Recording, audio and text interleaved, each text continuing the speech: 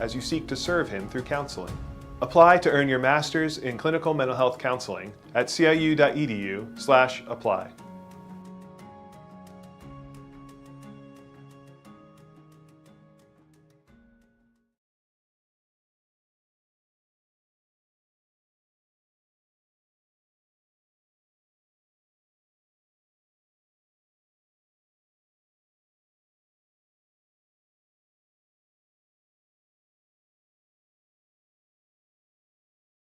Is it registering? Yep. All I right. have audio. Perfect.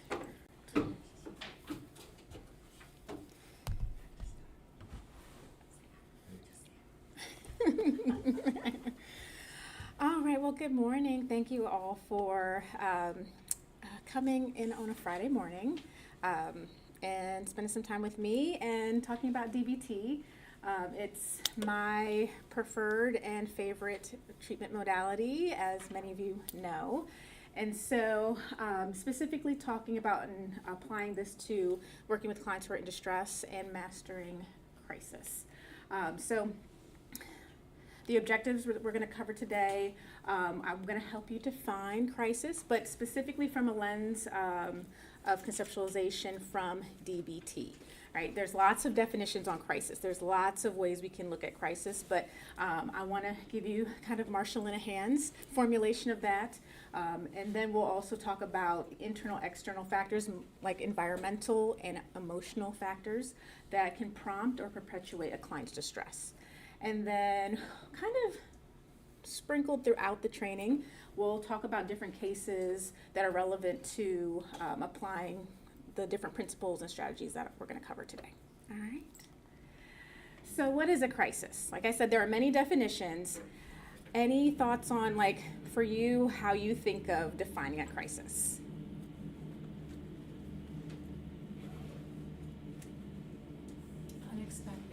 Unexpected. Urgent, immediate reaction. Yes. Urgent. Bad. Bad, yes. Needs immediate reaction. Yep. Yep, right on track. Any other things you guys want to throw in there and add to it?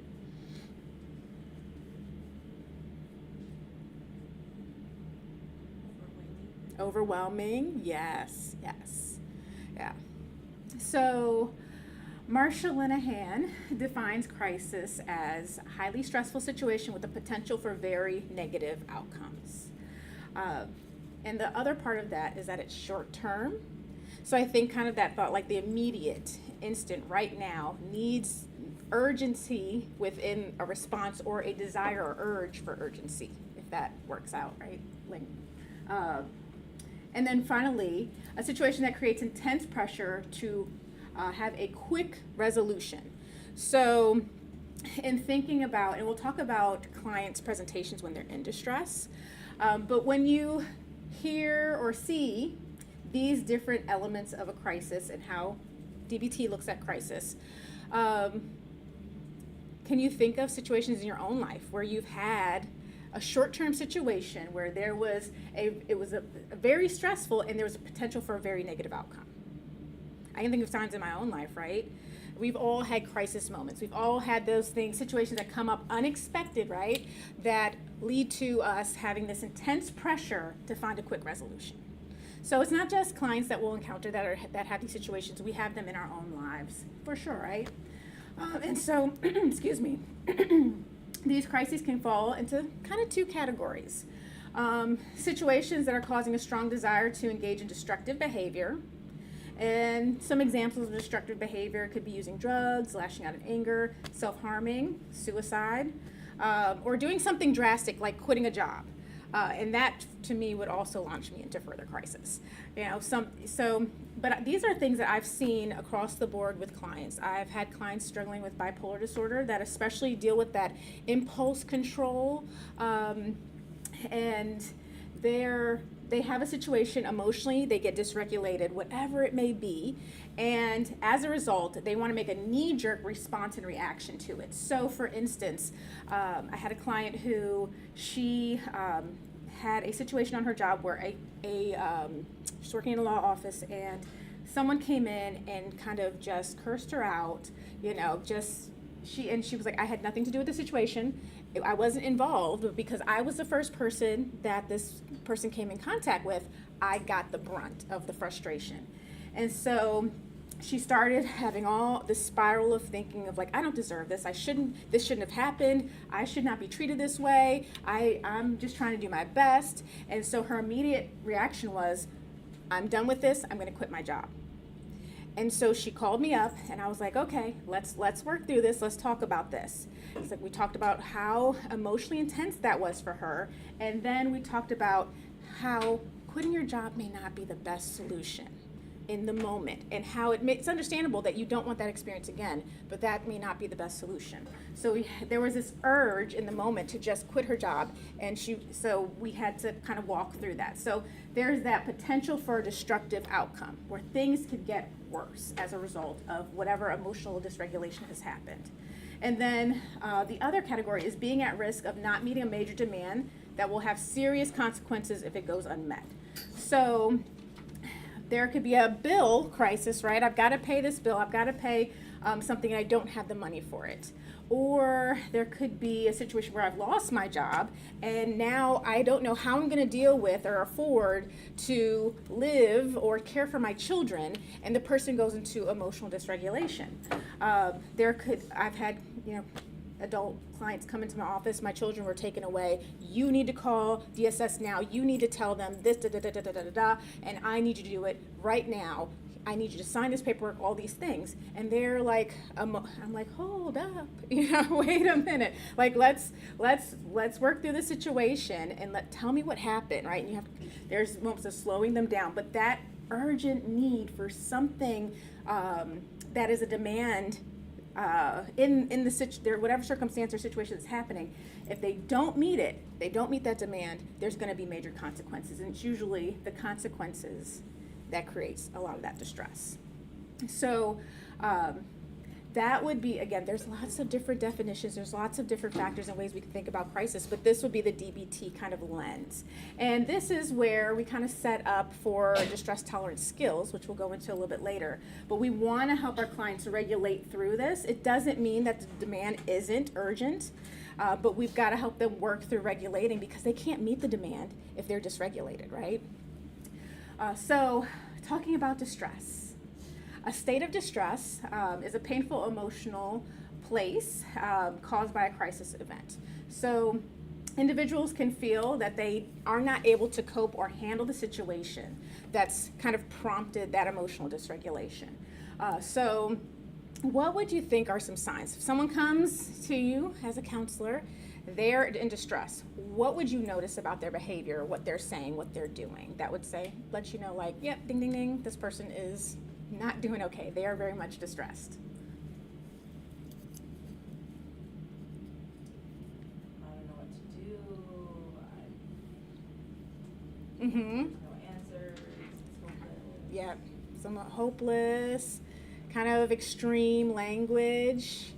Definitely the emotional, but also just kind of distracted because their mind is where the Yes, yeah, you guys are right on it. So there's like demanding language.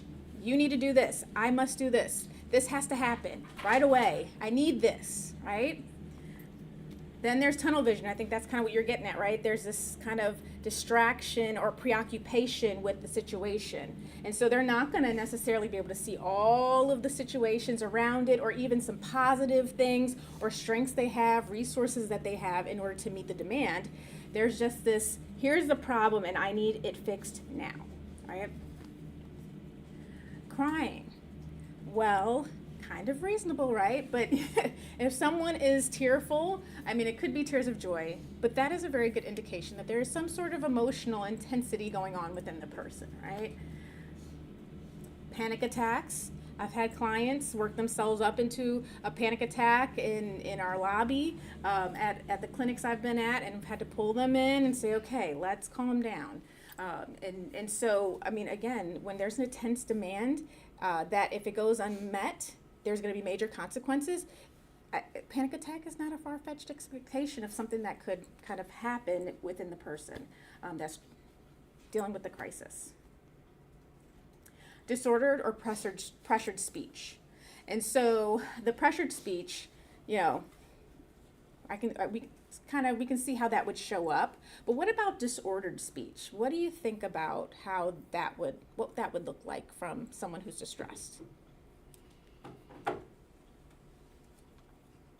Because I think we think most often about disordered speech in someone who's like psychotic, right? So how could that show up for someone who's in distress? It's like skipping thoughts. Right? Yes. So it's like hopping from partial thought to partial Mhm. thought to partial thought. Yep.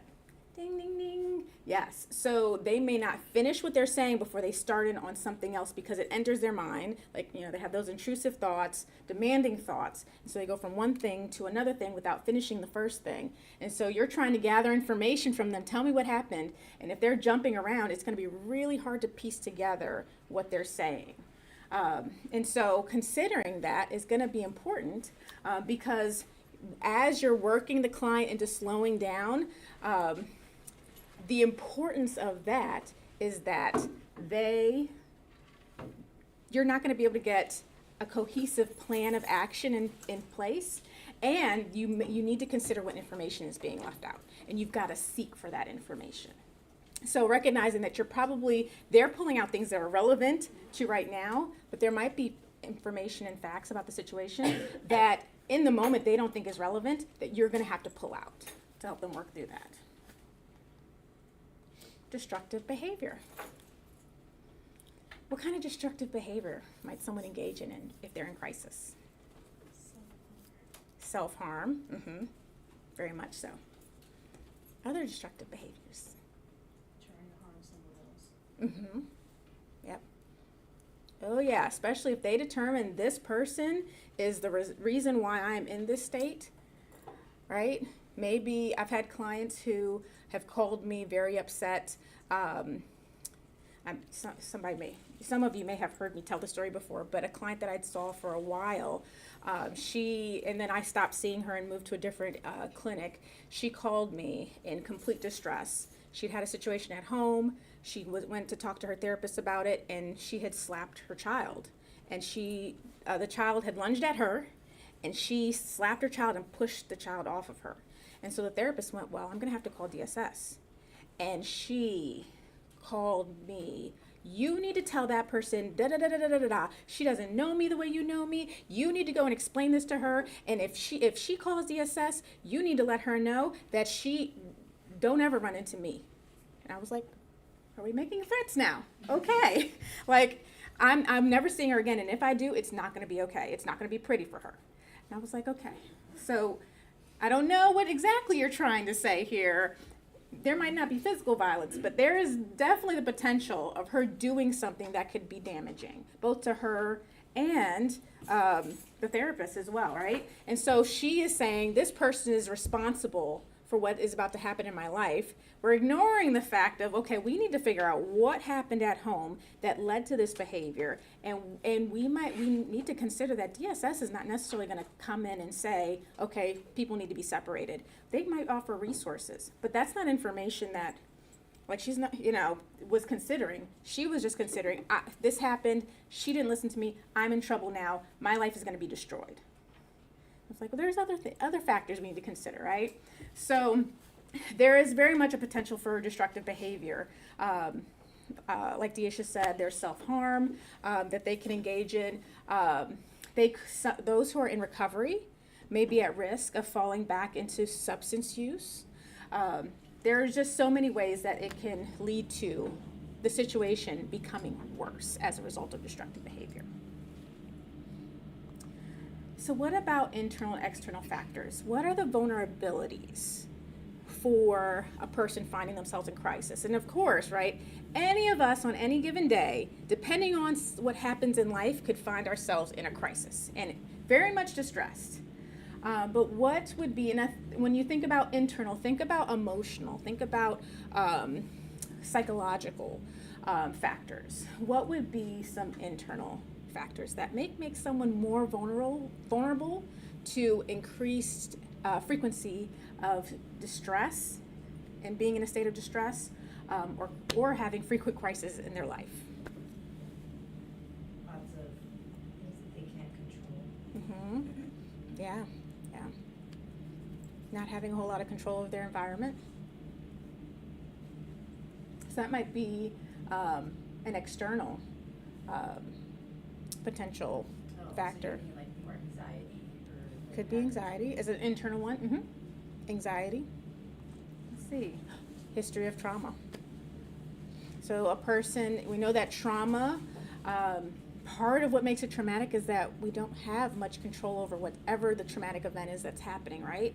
And so dealing with experiences that are traumatic, it can allow us to be in a place of feeling like a lot of life is happening to us and having that re-victimization and harm to us. And so there might be this sense of I can't control what's going on around me, and I don't know that I have the emotional ability to handle it because I've been through so much, right? There's just so many vulnerabilities that come out of trauma. Right?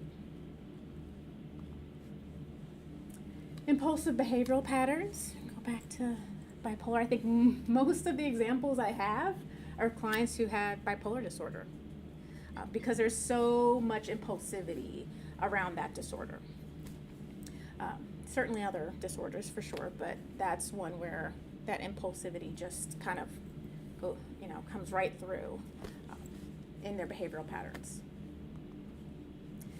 Mood disorders, personality disorders. So Nicolette said anxiety.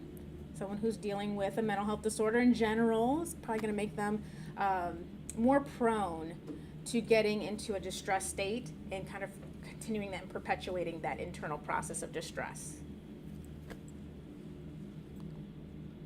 Intense mood swings. Now that also goes with bipolar disorder, but that can also come just generally other disorders. We can have a real struggle with regulating emotions and can go from one intense emotion to another intense emotion. Any others? Can I ask a question about that? Yeah. Would that be like heightened if somebody's in their certain cycle? Like that potentially could be When you say cycle, what do you mean? women. Women, that time of the month? Absolutely. I mean, we know that it's acknowledged as a disorder, right? There are medications that are administered and birth control and things like that that are taken because our hormones can really throw one off for sure. So yeah, that could be, and thinking about vulnerabilities, whenever I do a chain analysis with a client about some event that's happened in their life, we have to explore vulnerabilities. And that could be a vulnerability. I know that we as women go, no, that's, but we have to accept reality. We're going to talk about reality acceptance later. But that could very much be a factor. And for some more than others, but if it is a factor, we want to acknowledge that. Just as much as if we haven't eaten could be a vulnerability, right? If I'm hangry, I'm hangry. I need to take care of that. If I haven't slept well, that's going to be a vulnerability. And so we have to consider biological and physiological factors that play into making one more prone to get into a state of distress. Lack of skills also. So some homes we grow up, we learn how to cope, or we learn how to respond, we learn how to engage in certain communication patterns and things like that, that allow us to be skillful in tough moments, right? But some homes we don't learn that. I've worked with many clients who the primary emotion in the family is anger. Everything gets filtered through anger. It could be that I intentionally make you angry to show you some love, or it could be that if I'm sad or I'm hurt, it's going to come out in anger. And so anger kind of is that primary emotion in the home because other seemingly more vulnerable emotions are not safe to show, right? And so if I grow up in that environment, how am I going to deal with things when I come into contact with distressing situations or others? I'm going to follow the patterns I know if I haven't worked to develop other patterns. Cindy? I'm sorry. Yeah. I want to make sure I heard it correctly. Yeah. So you said intentionally make you angry to show. Oh love? yeah, like teasing, Okay. like Okay. teasing or like roasting, Okay. you know. Okay. I don't want to give examples. No good ones come to mind. It's just like, yeah. But yeah, like if I'm roasting you or I'm like intentionally teasing you to like show love, or think about like a child who wants attention and they're not getting positive attention, so they like start getting on their siblings' nerves or their parents' nerves just to get attention. If that's how you learn to get attention, that's the pattern that you take on, right? So I know, yeah, it seems a little bit like contradictory, but yeah. So external factors, unstable family or other relationships. So when you don't have support, or the support that you have is not stable and consistent, that can, I mean, that's a huge factor for me. I know that many, like family and relationships are huge. When those things, and sometimes those can be the source of the crisis, right? What are other external factors? Unemployment, yes, absolutely. Financial instability and lack of resources, yep. What else? Substance abuse. Oh, look at that. Tracking right along. Yep, substance abuse. Yeah. Significant loss. And not just, I mean, certainly loss of a loved one is a big factor, right? But there are other losses I think sometimes we don't acknowledge or we don't think about, right? So if you lose a job, or, you know, that can be significant. And especially if many people define themselves and they put their identity in their work. That's something we hope we won't do, but it happens, right? Especially if you're passionate about what you do. We as counselors are very prone to that, right? Because counseling is not just, I don't think of counseling as just like a job, right? It's a profession, but it comes out of a place of passion and care for others, right? And so, I mean, it's so easy because it's part of who we are to make it a significant part of our identity. So imagine losing a job, maybe a job that you love, helping people. That could be a significant loss. I mean, I'd be struggling. Maybe even lose a client. Losing a client. Oh, disappear. Yes. You cannot help. Yes, the client disappears and you're very invested in that client, or the client dies. That can be a really tough thing for us counselors, absolutely, to deal with. So there are so many types of losses that could have a significant impact on us. Any other losses you can think of? Moving. Yes, moving can be a big deal because you are getting uprooted from your community, and from whatever, I mean, if you've been in a place all your life, that can be tough. It's very stressful. And it has the potential for great opportunity, but can be a potential for just as equal of a loss. Yeah. So those are just some of the factors. Not all. There are many others, but those are just some of the factors. So when we're working with a client that is in crisis or experiencing significant distress, we've got some goals that we need to keep in mind. And sorry that the text is a little bit small there. But the first one says, the client will often communicate the intense desire to make everything okay right now. So there's going to be pressure on us. And at DMH, where I used to work, we would say the client's crisis is not always our crisis, right? And that's not to minimize the state that the client is in, but they are very much, again, back to that tunnel vision, and they want the demand to be met now.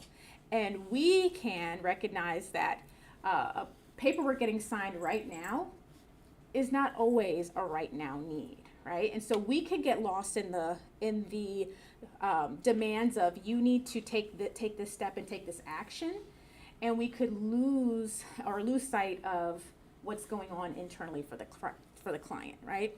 So we want to recognize and look at what's going on, but they, in that moment, they're going to think very specifically they need this or that done, and that may not actually be where the problem lies. So we've got to weigh that, but the has to strike a balance between some different things that we have to attend to. First, we've got to help the client reduce adversive negative emotions. So we want to bring down that intensity of emotional arousal that they're experiencing, right? We got to bring them down so that we can figure out what's next. So we want to reduce that. So that's one goal we have. The next goal is to help the client increase and recognize their ability to tolerate some distress. So those things seem opposite, right? And I didn't go all into the theory of DBT today, but the dialectical piece is that two things can be true at the same time, right? And so these things seemingly that oppose each other are two very important goals that we have to have. We have to help them bring down the emotional arousal, and we have to help them learn how to tolerate emotional distress. So how do we do both those opposite things, seemingly opposite things at the same time? Well, that might be why you're here today. It's not easy, but we have to keep these two things in mind. Let me ask you this. Why are these two things important? Why do you think they're both important? Cindy? Give you an example. Since I work with you in Yeah. PMH, so Yeah. when we make the treatment plan, and I try to explain that to my clients, I normally say our life or problem is like a house, so the roof. Mhm. And so we need the two pillars. So one to decrease something negative, and the other is to increase something positive, so that the house could be supported. Yes. So that's how I communicate. Yes. Most of them, they agree, okay, fine. Yeah, that makes sense. That makes sense. Yes. So we can't just take something away without giving them something, right? So I like the way you put that. There's something we need to decrease that's unwanted, but there's something that is needed that we need to increase. Deisha, what were you gonna say? I was gonna say, with helping the client realize that two things can be true at one time. Clients often want to swing to one side of I can't feel these negative emotions and I want them gone now. But not only is that not practical, but it's not healthy either.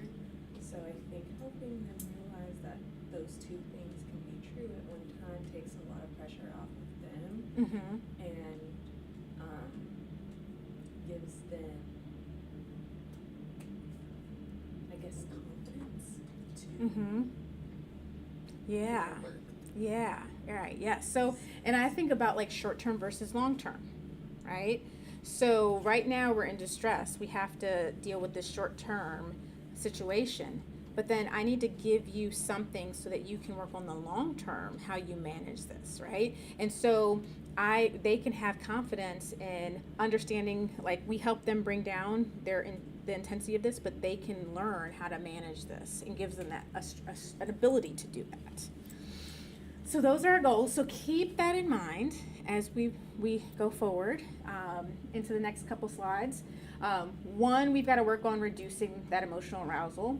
Two, we've got to work on helping them learn to tolerate distress. All right. So de-escalating crisis presentations. So we're going to talk about some skills and things like that to help clients learn how to do the long-term work of decreasing distress. But what do you do when they are in front of you and they're in crisis and they're making demands, they're emotionally dysregulated, and they've got the crisis at hand that they want solved now? So first things first, we've got to be aware of all levels of communication. So you all know, it's not the first time you're hearing this, I am quite certain, right? Communication is not just the words we use. In fact, that's a very small percentage, right? There are a lot of other pieces of communication that others who are dialoguing with us, who are in communication with us, are going to pick up on, right? And so 55% of that is going to be our body language, our facial expressions, our hand movements, right? As we're communicating. 38% of that is our tone of voice. Is it excited? Is it lower and calmer? Is it quieter? Is it slower paced? Right? Or are we talking very rapidly? Right? And we're going to use this to assess what's going on with the client, right? But we are also communicating things through our words, our body language, and our tone of voice. And so I want you all to think about that whenever you're working with a client. What am I communicating to the client? If I go, everything's gonna be okay, like, I'm like, yeah, that startled me a little bit. If I'm in crisis, I'm like, I don't think you believe that, right? And so the thing here is that my words, my body language, and my tone of voice can all be aligned. They can be congruent, and they communicate a clear message. But the issue is that when our words and our body language, our tone of voice do not align, the reason why 55%, 38% goes to the other things is that when our words are not congruent with our tone of voice and our behaviors, what are people more likely to believe? Mm-hmm. Yep. So I could go, hey, Deisha, you're looking so nice today. And Deisha's going to walk away going, I don't know, Dr. Gibson, I think she was trying to throw shade on me when she said that, right? Because the tone of my voice, right? Versus the words I'm saying. So when there's you do look nice today, Deisha.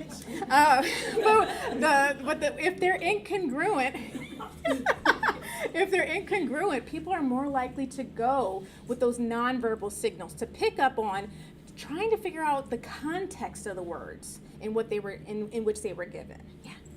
I don't know, just making me think, I think you talked about this one day in class about de-escalating through the tone of your voice. Mm-hmm. And that same day, my sister voice memoed me, the phone saying she was really distressed, which about never happens. And I practiced this, which she's my sister, usually I don't think about. I'm just like, oh, Mm-hmm. it's okay, but she's baby sister, and she's like, I just need my sister right now. Yeah. And I talk really slow, really slow. Mm-hmm. I'm a fast talker, and I slow down. She replied just like, I just feel so calm. Yes, And it I really worked. don't think I said anything good, but it was. It was the just tone. slowing. Yes, yes. Just not really nice. Yes, yeah, absolutely. And so we think about her, everything inside of her esophagus relaxed instead of made her choke. Yeah, no, that's exactly right. So the tone we take, so we talk about, and I'm sure we talk about in lots of different classes, mirroring a client. So when something's positive is going on, if you're mirroring their body language, their tone of voice, kind of things like that, right? You're kind of encouraging that behavior that you want to see. But sometimes you have to do the opposite in order to bring them down where you need them to be. So like sometimes I'll have a client who's kind of coming in and they're down, and sometimes I'll do things to kind of shock the system to get them going, right? You know, and I'm not mirroring them. I'm trying to get a little energy in them, right? But other times things are going on that's really like I need to sit with them in it. So I'm going to mirror their language, their tone of voice, maybe even some of their body language in that. But if someone's in crisis, I do not want to mirror them, right? Because all I'm going to do is encourage that behavior. They're worked up. Now I'm worked up. So then that just tells them there's a reason to be worked up. We got to be worked up. Maybe I need to be more worked up, right? So we don't want to communicate that. We also don't want to communicate that we cannot help. Now, we don't know all the ways that we can help just yet necessarily. But if we are showing that we are, okay, I don't know what to do, in our tone of voice, they're going to be like, okay, I'm really out here on my own, right? And so we may be a little nervous. We may be like, okay, I don't know what the solution is yet, but we want to make sure that we are aware of our body language, our tone of voice, and the words we're communicating, that we are communicating a message that is going to help calm them down, right? Help them kind of regulate a little bit more, and also have some confidence that we're there with them in this, but we are not also in crisis, so we can help get them to a better place. So those are just things we need to be aware of. So we want to pay attention to affect over content. What does that mean? Well, I had a client who when she first came upon the Department of Mental Health, She had moved to South Carolina from Philadelphia, and she had several kids. And her husband had a heart attack while swimming in their pool and died. And her son was killed and died not long after. She had a history of trauma. She was also had some trauma from being in the Fort Lauderdale airport during several years ago when there was a terrorist attack there. I think it was the Fort Lauderdale airport. And so she just had just so much trauma. And she was one of those clients that I had who basically had kind of learned, you've just got to be strong. You got to be that strong black woman, and I've got to be strong for my kids. I've got to be strong for everyone. And so anger was her primary emotion. And so she came into the child and adolescence clinic and had with like 5 kids and said, you need to give them therapy. They need therapy now, and they need to do the therapy together. And she was distressed, and I wasn't in the child and adolescent clinic that day, but I heard the story.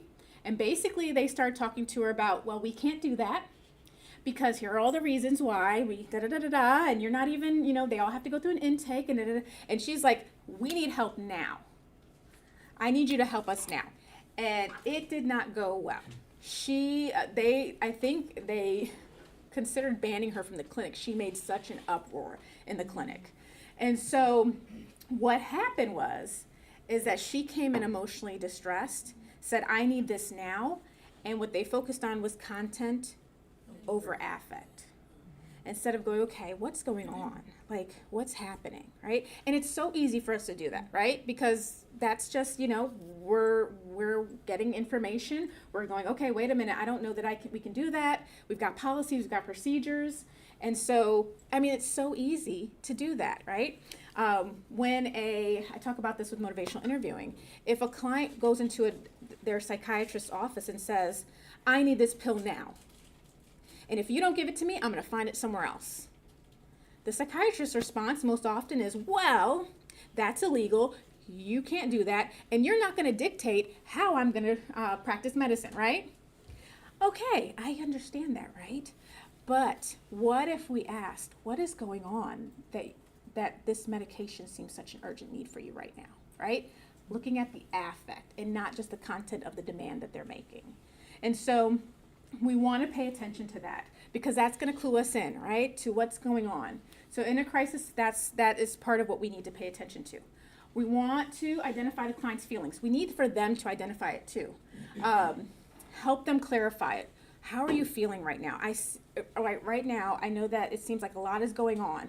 Tell me a little bit more about what's going on internally for you. How are you feeling right now? So that they can identify it. Because it's likely that they're feeling a lot of different emotions. There's anxiety, there's frustration, there's, all these things going on. There might be some sadness in there. Again, my client's primary emotion was anger. So when she was upset, when she felt vulnerable, when she felt hurt, it was anger that came out. And so I could think, oh, there's anger, but there's other things underneath that, right? So helping them figure that out and reflecting that back to them, right? We want to give them an opportunity to share what's going on, right? So when I have so many times had situations where clients have come into the clinic I was at, and they're demanding to speak to a supervisor because they need da-da-da-da-da-da-da-da-da. And they're worked up, they're angry. And so, or someone did this, someone forgot to send their medication in to the pharmacy, or someone didn't give them a call back, or their appointment was canceled and somehow they didn't get the message, right? And they're upset. So when I go into that situation, I am looking to allow them to share what's going on, what is happening that has bothered them, because they need to be heard, right? So if I go, oh, okay, listen, we called you and your phone was disconnected, where are we gonna get with that, right? Probably nowhere. So we want to give them an opportunity. Okay, what happened? Okay, you didn't know the appointment was canceled. I'm so sorry that happened, right? Because if I start going into all the technicalities, like I said, we're getting nowhere. So it's also too important and okay to, in some circumstances, to share your emotional reaction to how they're feeling, especially if you're working with one of your clients that you've had for a while. A little bit of that self-disclosure can be comforting to a client. It makes me so sad to see that you are going through this right now, right? And this is better than saying, I understand what you're going through, right? Because you may understand fully, but in that moment, a lot of people are thinking like, this is an intense experience that no one else understands. You don't get what I'm going through right now, right? And so sometimes showing them that you understand through showing that you are empathizing with them and you are having an emotional response to what's going on in their life. That can be comforting. It can be validating too. Offer reflective statements, and so that could be, I'm seeing the tears coming down your face. I know this is hard for you. Just reflecting back, or even some of the statements that they've said.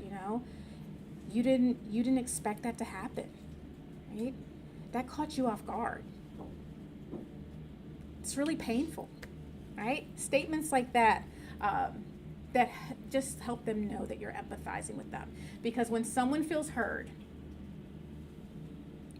the intensity of emotion comes down. When they feel like you understand them, because they don't have to argue with you to understand, right? I don't have to spend all my emotional energy convincing you of whatever is bothering me, because you get it now. So I can kind of take that weight off my shoulders in my crisis, that I have to convince you that I'm in crisis, because you get it. I'm in crisis.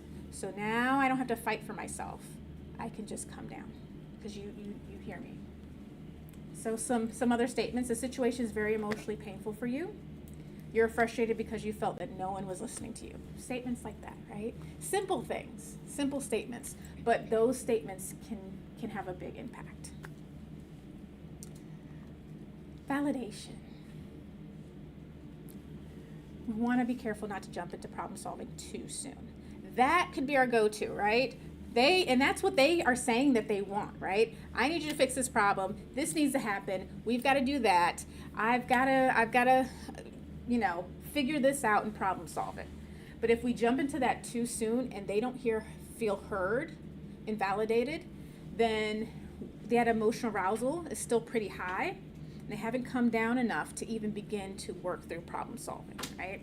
So we want to suspend the desire to jump into fixing the problem and just continue to take a moment to make sure they feel heard, understood, and most importantly, feel safe, right?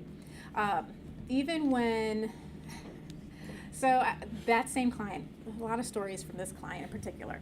So she saw our nurse one day, and my client, in addition to having like a long history of trauma, she had physical issues. So she would come in with different, sometimes a cane, sometimes she would have like a one crutch that she would use. It just kind of depended on the day.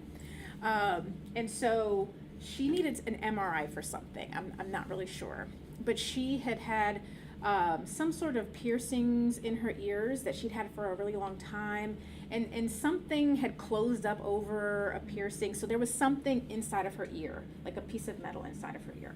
So she's talking to the nurse and saying she needs an MRI. And they were talking about it. She asked the nurse about this, like, can I still get the MRI if I've got that in my ear? And the nurse said, no doctor is going to risk damaging their MRI machine for you because you've got that piercing in your ear.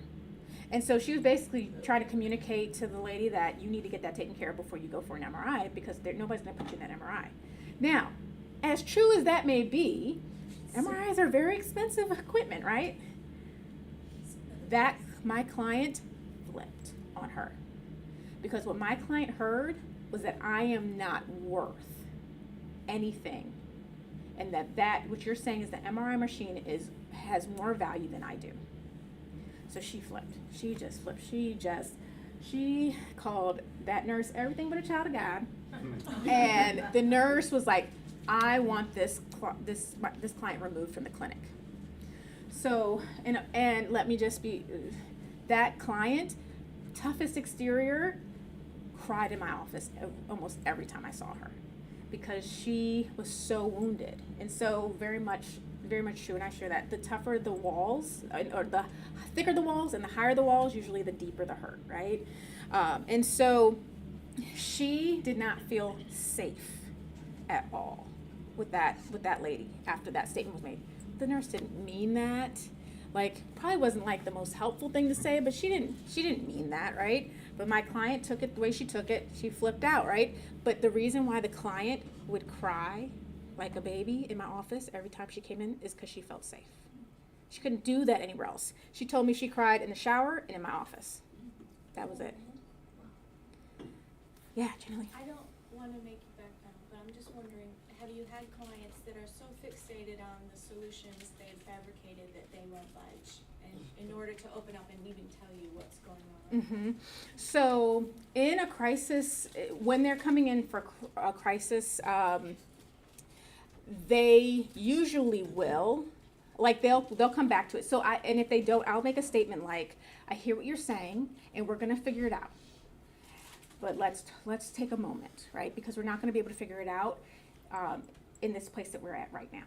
So I'll try to kind of comfort them in that I haven't forgotten about the problem. I know it's very much important to you, and let's just take a few breaths first before we figure that out. But usually that will help them move forward. Now, I've had clients not in crisis who won't let go of the issue, and it's more of like just a demand, and we're working on thought distortions about demands and things like that. But usually when they're in crisis, because there's so much emotional arousal behind that, that reassurance helps them kind of soften for a moment on that demand, or at least set it aside for a second to calm down if they know that we're going to return to it. Yeah. How, I don't really know exactly what my question is, but I guess I'm just thinking like, how will I encounter these clients because therapy's more Yeah. scheduled? Is that up to the therapist if you're available Mm-hmm. on call, or they're like, I need to come in tomorrow, something Yeah, happened, yeah. or they're calling you, like when Mhm. you experience this, I guess? Yes. Or it's happening in session? Yes. Good question. Where do you run into these type of crisis presentations? So I think you're exactly right. So you may have a client that you're seeing who calls you on the phone, and they're in distress. And so you're going to have to kind of do this over the phone to help walk them through that. You may have a client you're seeing that shows up, at your office or at the clinic you're at, and they're in distress, and they just kind of pop up. Because again, the urgency for them is some clients are like, I need to go there. I need to get answers right now, right? So it's not uncommon for them just to show up, right?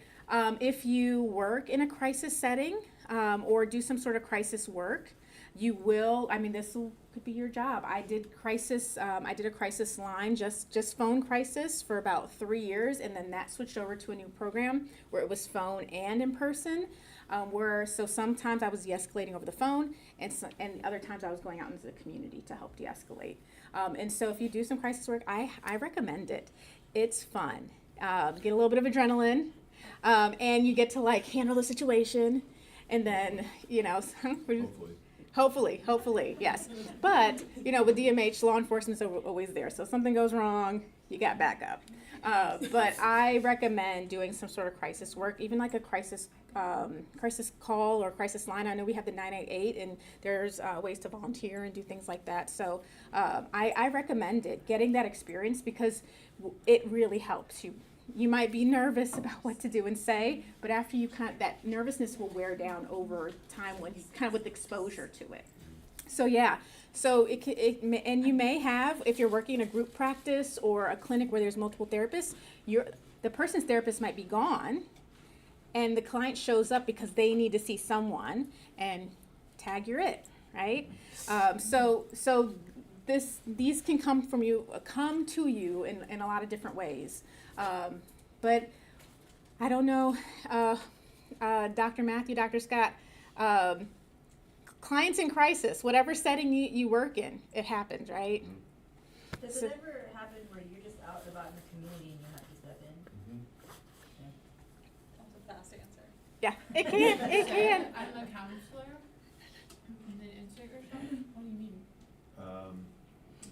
So I've been at Walmart, and kids are flipping out, and mom, 2 or 3 kids flipping out, and mom starts smacking kids. So I said, I've been at youth conferences where a Uh-huh. situation arises. Yeah. And I have, in that context, identified who I am, helped kind of de-escalate some Yeah. situations. Yeah. That's, I've had lots in the community, but not as many impromptu situations. But I did have a situation where I was at an intersection and a car crash happened right in front of me. Actually, that's happened twice now. What's happening? No, I just connected those dots. That's happened twice. And so I got out the car and went and started talking to the person who was clearly the car was most badly damaged. And so I started walking them through staying calm because the lady in the car, she was clearly in shock and she couldn't get out of where she was. So I talked her through just stay calm, and then I had another one. I was coming out of Walgreens and they crashed, and so I pulled around and same thing, although the ladies were not as bad in shock, and both the ladies had wigs on and both the wigs went to the back seat. So the first guy, I was like, are you okay? Well, is everything all right? The first question he said, do you see my wig? I said, it's in the back seat, ma'am. So that was the first thing. Got to secure the wig. But yeah, so she and her friend, they were not. It wasn't as bad of an accident. But I was like, had to reassure them, stay calm, until. Yeah, so those were my. Yeah, that's my You could testimony. just be sitting in your office, minding your own business, reading a book, and you're the only person on the floor, so Yep. you respond. Yes. Happens quite a bit around here. Yeah.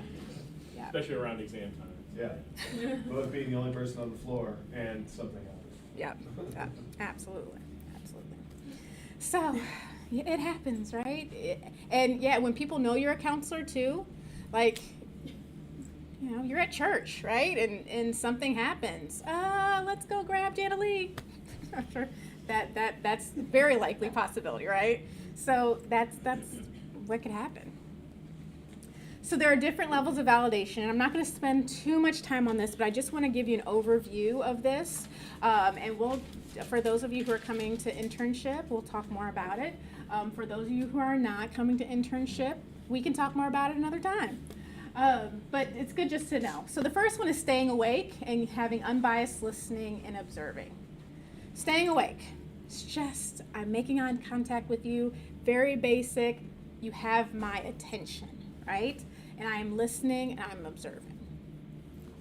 The next level is accurate reflection. Now, those who have been in internship before, you know the reflections. Those who have had techniques, you know the reflections, but you are kind of giving back, offering back what the client is giving to you.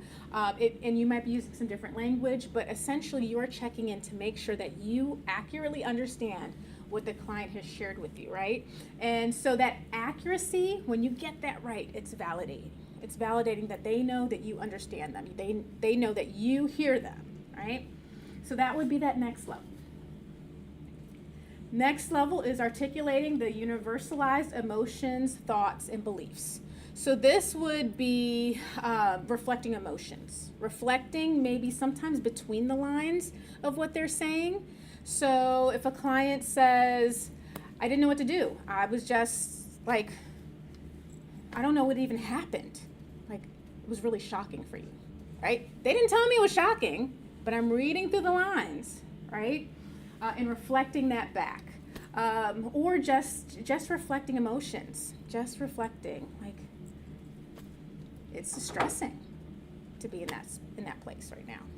So we're just kind of, sometimes not always the things that they're giving us directly, but we can see it within the context of what they're saying. And we want to give that back, because if I reflect an emotion that the person hasn't spoken out, and it's right, you're like, oh my gosh, you get it, right? I'm giving voice to the unspoken things that they're telling me. Both of those came up at the same time. So validation, we want to validate in terms of past learning and biological dysfunction. So we might say something like, it makes sense that you got distressed when that happened. Given what you've been through, it makes sense, right? So if a person has been through a lot of trauma and they had that flight or flight reaction in the moment, right? I'm going to say it makes sense that distressed you. It makes sense that you would have experienced that, right? So recognizing that based on the past experiences that they have had, what they've been taught, or the way that their body has kind of been trained to respond, right? This, their alert system within their brains is not always going to be accurate because of the things that they've been through.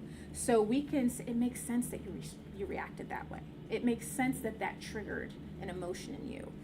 And so allowing them to know that in the context of what they're experiencing, it makes sense. But then there's another layer. We can talk about normative functioning, right? So this takes the past learning and biological dysfunction. It makes sense that you experience that because of your experiences. But now we can broaden that out and say anyone who has been through what you've been through would respond the same way, right? So it's not just that it makes sense for you, but it makes sense as a normative way of functioning for anyone who's been through similar things to also respond or function the way you functioned in that moment, right? And so that's kind of like it's not just me, I'm not crazy.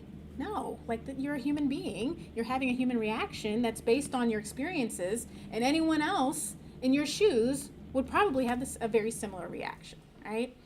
And so we want those are those layers. And then the last one is radical genuineness. And so this is you having a genuine response and showing that genuine response. I mean, we have genuine responses, right, to our clients, but it's showing that. We don't always show that, right? It could be just going, wow, like, that was really tough. Like that, and I've talked about, I'll check off students' videos in techniques and go like, stop using wow, stop saying those. And I'll say, it's not bad, but I don't want you to get in the habit of saying that. Because when you do say it, it carries more. But every time a client says something, you go, wow, wow, wow. Then wow loses its wowness. It loses its wowness when I'm always responding that way. So it's not a bad response, but we don't always want to be going, wow, you know? Yeah, it doesn't feel as genuine, right? And so having that genuine, like I'm having a reaction or I'm having a response and I'm sharing that with the person in that genuineness. And it's not always just the words you say, right? Because I could offer a reflection and it can be a very genuine response, right? But sometimes more of the emotion that I give to that of like, gosh, like, how did you do that, right? I don't know that anyone else would have done differently in that moment, right? It's that extra emotion that you may be putting from your own reaction into it. So those are different levels. Questions about any of those? Make sense? And of course, as you go down the layers, the deeper the validation is going to be felt. Yeah, Kara. So like in the midst of them having like going through a crisis and like if they're reacting in a way that's not normal, like they're lashing out or we find out that they hit someone or something and they're coming in and telling us, we're not validating that behavior. Like you are right on track for the next slide. Look at that. We do not validate the invalid. You and Janalee, y'all hacked my computer and got the PowerPoint ahead of time, didn't you? Yes, that is exactly right. So we do not validate the invalid. So someone's emotion can be very valid. Someone's reaction internally can be very valid. But how they behave as a result can be very invalid, right? So it is not okay to smack your child in Walmart, right? But I can validate for that mom how frustrated she is, you know? Without saying, oh yeah, that smack, that child earned that smack, right? I'm not validating that part, but I can validate the emotions underneath that. And so that is a fine line, right, that we have to draw. And we look at that even when talking about working with clients whose values are very different from our own, or their actions are very much either not in line with the counseling profession, what we believe, our faith, or also the legal system and the laws in our nation, right? We can validate. I've had one of my supervisors had a client who was drunk, killed someone as a result of drunk driving, and we were seeing her because she was dealing with a lot of anxiety, fear, sadness, but mainly, I mean, I think there was remorse, but by the time she came to us, there was mostly anxiety about having to go to jail and how her life was going to be destroyed. And so it was really tough to work with this client, and I was like doing supervision all the time with my the counselor, because we were having to walk through, how do I validate her anxiety about the fact that her life is basically destroyed, but not make it sound like I'm completely okay with what happened, that she was driving drunk and killed someone. And so it can be very difficult, right? I want to validate what the emotion she's feeling, where she is right now, but I don't want to validate, like, yeah, what you did was not that big of a deal. Your life is getting destroyed, and but I also don't want to lean into like what's going to send her out of my office and never coming back, which is like, yeah, like, what's wrong with you? You're worried about you. Don't you, right? I mean, that would be that's my internal response, right? But I also have to think about, like, this, she has a life too. She's a human being, right? So we had to work through, how do I validate the valid and not validate the invalid? It's not always easy. Also, the beauty of the word and. So we all know that but is a word that we use often.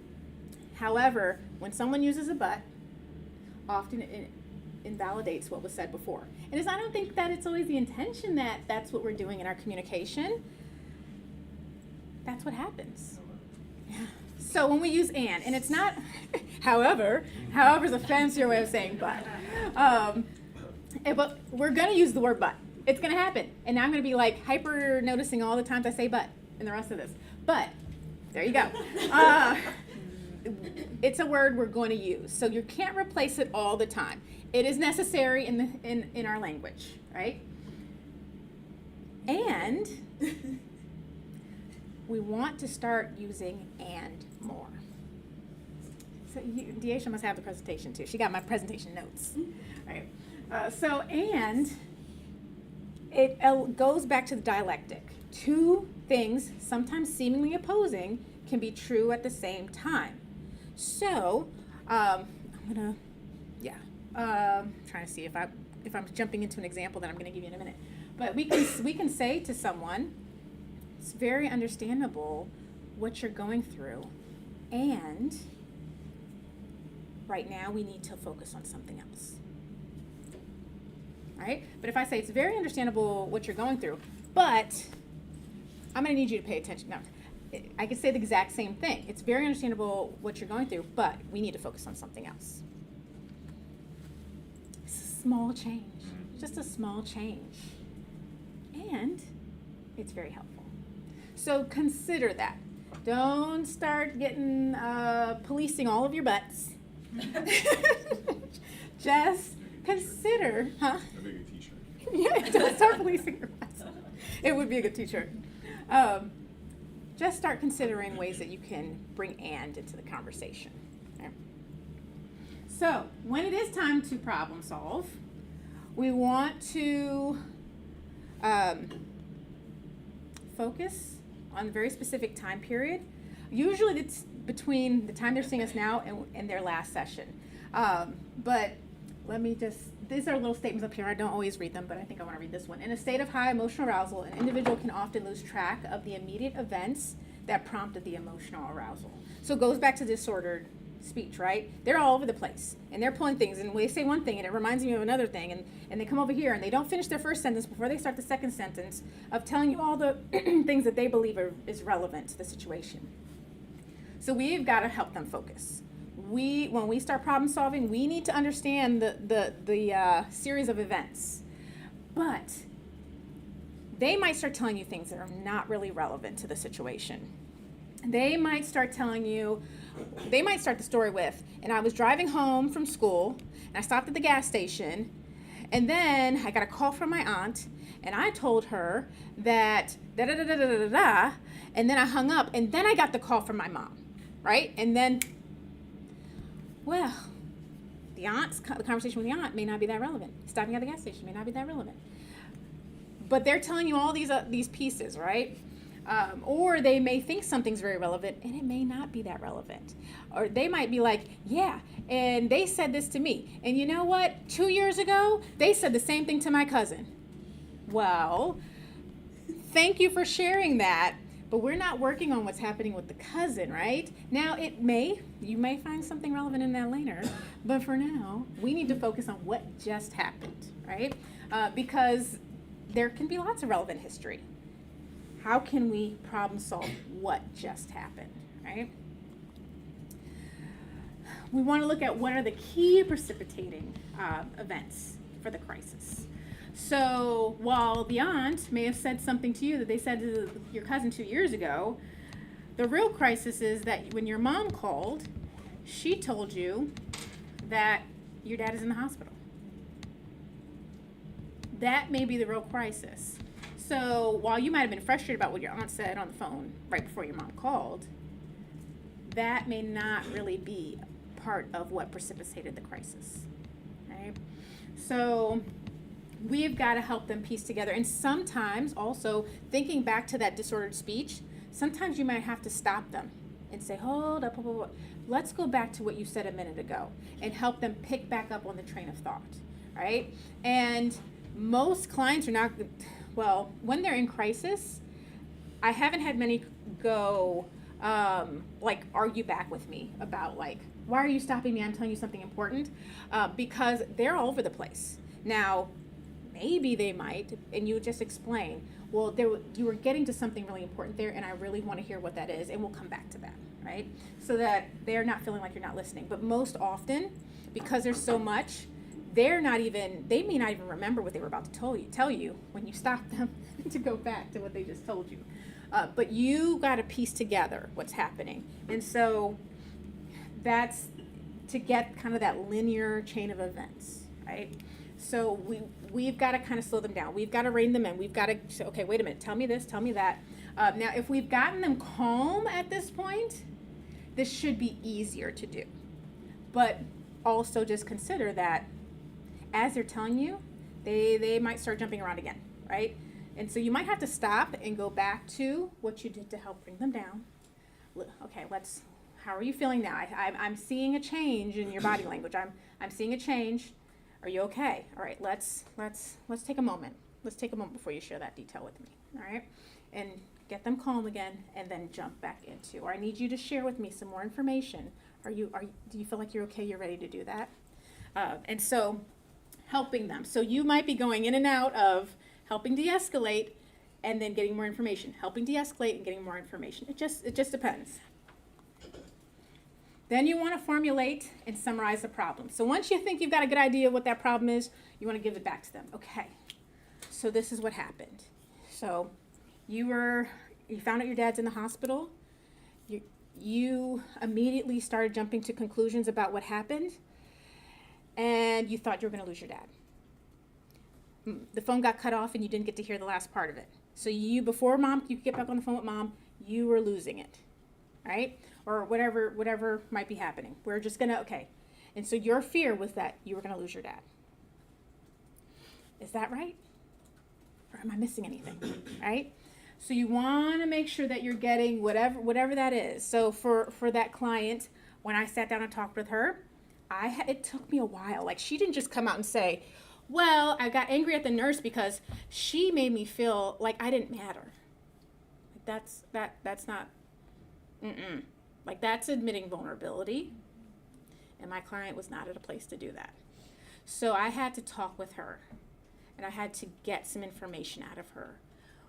What about what she said really made you angry?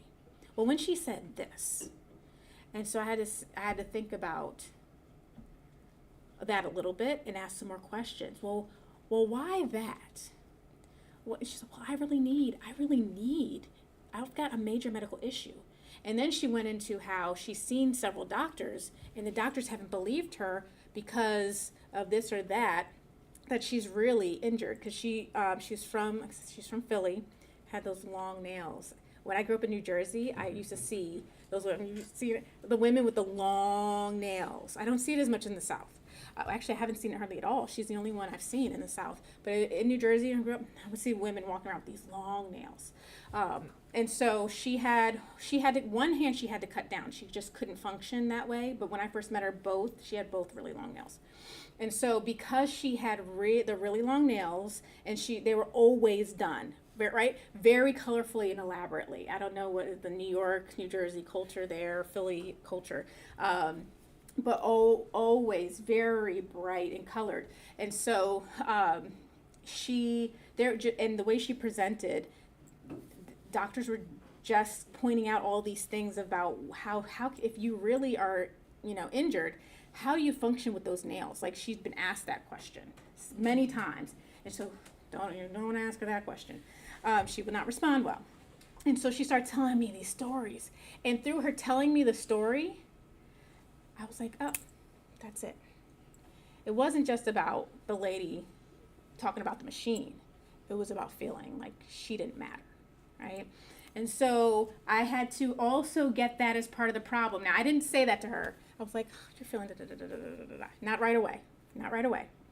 But then by the time we had calmed down, she was feeling safe, then I presented that to her.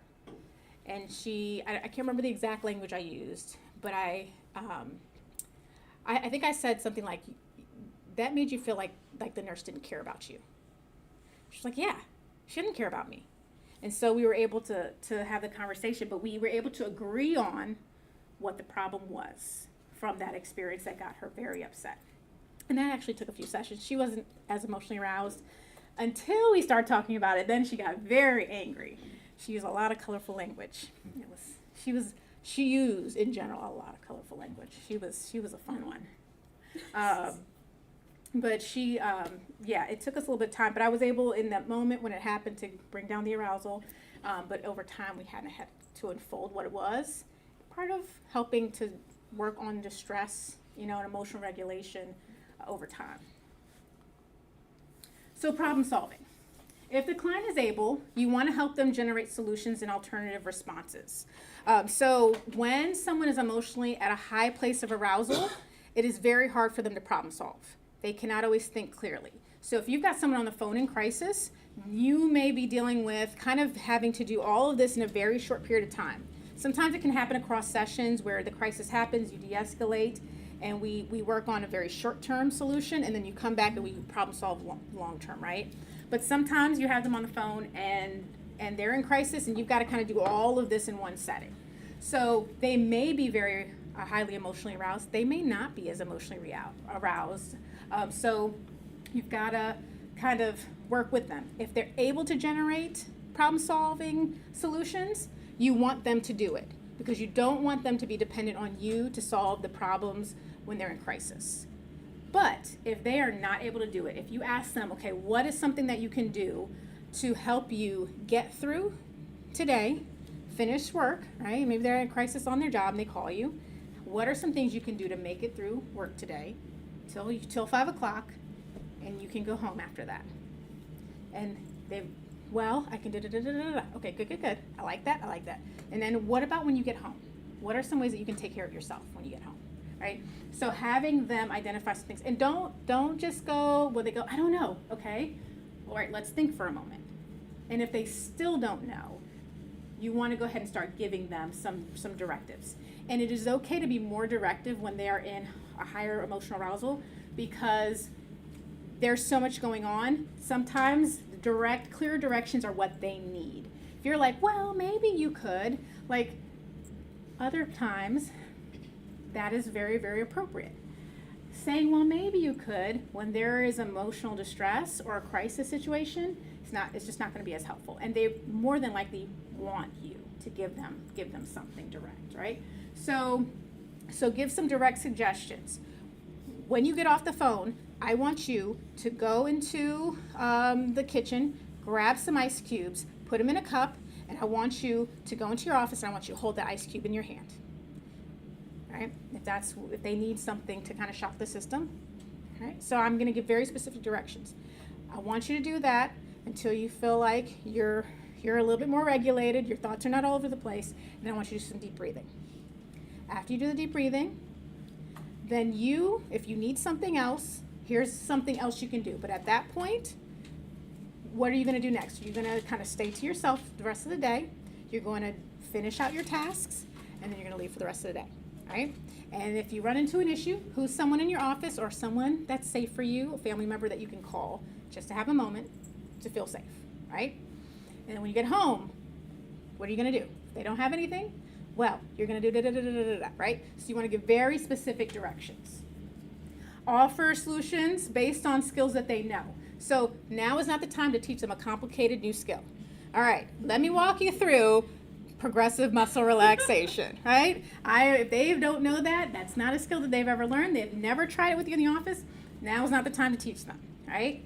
But if they don't have any skills, let's say they're a new client or someone that you've never worked with, if you have to teach them a skill, you want to teach something very simple. Something like going and grabbing some ice out of the refrigerator, right? That's not something where they have to do a whole lot of thinking about it. They can just go, grab it. So things like that. It doesn't always have to be that, but things like that. Predict future consequences of various plans of action. So some of this is looking at what will happen next. Maybe they want to do something that's not going to be very helpful, right? Maybe they want to go curse out their boss, right? I can't believe they said that to me, right? So you want to go, okay, what's going to happen after you do that? What's going to happen next? Well, you might get sent home, you might get fired, might make things worse, right? How is that going to be helpful to you right now if you do that? Well, it won't, but it'll make me feel better. Will it make you feel better? I know right now that seems like a really good option, right? Because you want to defend yourself. I'm validating that. You want to defend yourself, right? But will that really make you feel better?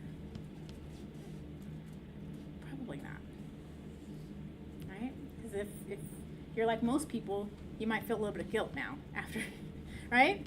So that's probably not going to make you feel better. So start looking at if they're making suggestions for things, let's look at that. So if you do some deep breathing, how do you think you'll feel afterwards? Do you think you'll be calm enough at that point? Okay. What about needing something else? Are you going to need anything else after that, right? So helping them walk through what behaviors are going to be helpful, what are not going to be helpful, so that as they're creating that plan of action. Confront the client's ideas and behaviors directly. So that, so I'm going to go a little bit more into this when we talking about suicide. But you want to, if, for instance, the client wants to cuss out their boss, we might talk about what would you say? What do you want your boss to know? Like what would you say in that moment? Okay, you want to tell them that you don't deserve to be treated that way? Well, no, you don't. No one deserves to be treated that way. And will saying that have a change? Will that change anything for you right now? No. So it kind of goes somewhat into that, but sometimes it can be separate. But you want to be direct about their behavior. So if they say, I'm thinking about X, Y, and Z, don't just go, oh, that's not a good idea. Let's move on to this. Stay there, because impulsivity is quite possible when they're in this emotional state. So we want to help kind of knock down some of the ideas that are not really good to do. But also, if they've got a good idea, we want to promote that. We want to talk about that. Clarify and reinforce adaptive responses. They've handled hard things before, right? More than likely in their life, they've handled hard things before. If they've made it to the point where they're with you, they've handled hard things before. Or they can handle hard things. They can survive the moment. So reinforce, you can do this. You can go, you can get that ice, you can go back to your office. It's only 5 seconds to the kitchen and back. You can do that. That's not a big deal. You can do that. Yeah, I can do that.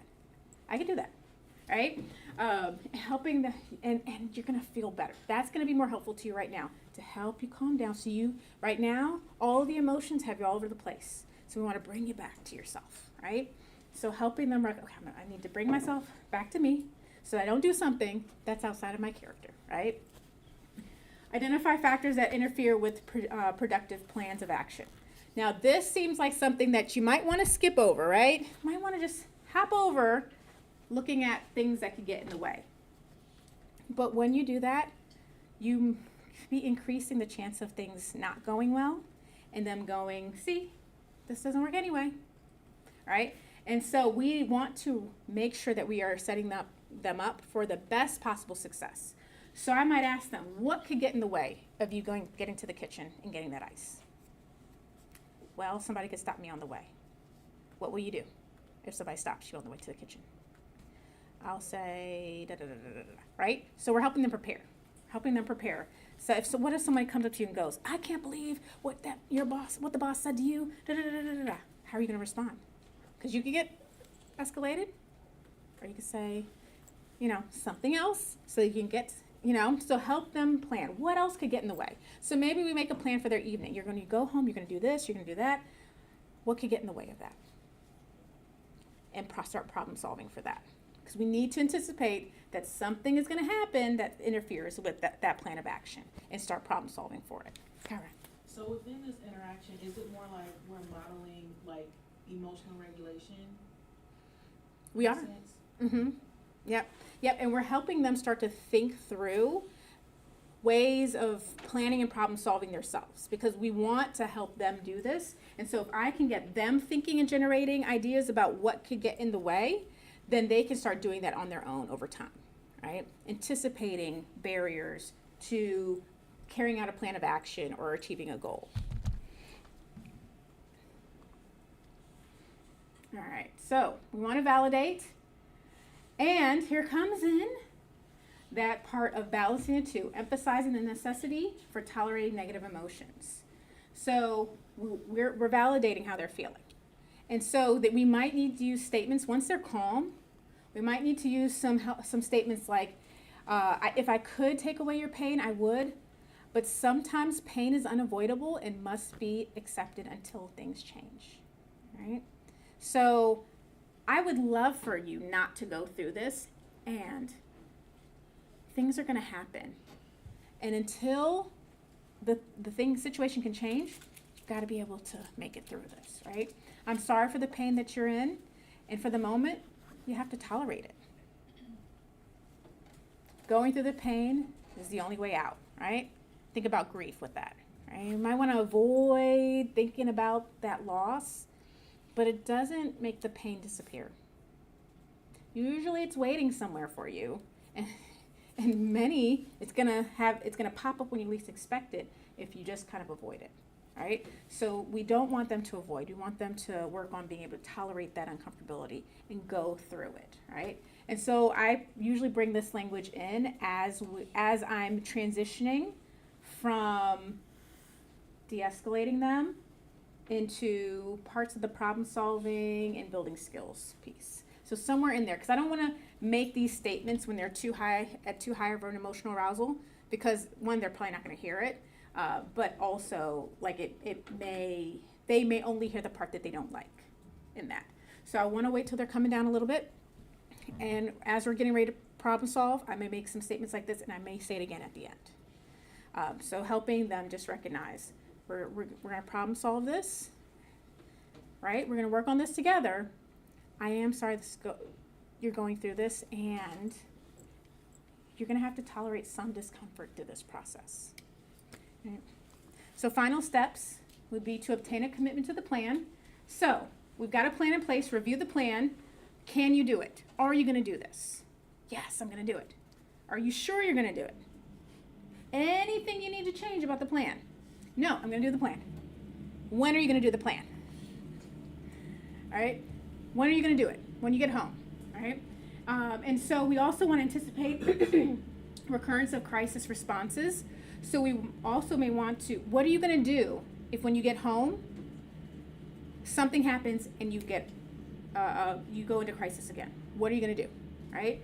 Helping them know that this could happen again. So we've got what could get in the way of the plan, but we also want to talk about what happens if you get back into a state of crisis.